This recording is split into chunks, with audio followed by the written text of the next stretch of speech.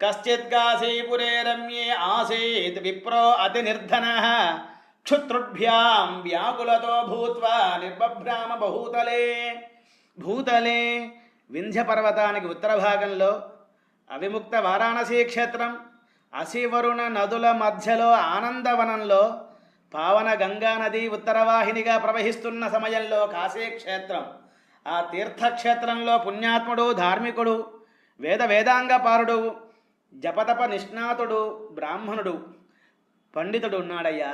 ప్రతిరోజు ప్రతి గృహానికి వెళ్ళి భిక్ష స్వీకరిస్తూ ఉన్నారు. కర్మేతి హస్తయో గతిరితి పాదయో. మన కర్మ ఎలా అయితే ఉంటుందో చేతులు ఆ పనులు చేయిస్తూ ఉంటాయి, శృతి బాగా చెబుతుంది. మన గతి ఎలా అయితే ఉంటుందో పాదములు కూడా ఆ పక్కకే తీసుకువెళ్తూ ఉంటాయి. ఈ బ్రాహ్మణోత్తముడు పురాకృతంలో చేసుకున్న దోషం వలన ఈ కలియుగంలో మానవుడుగా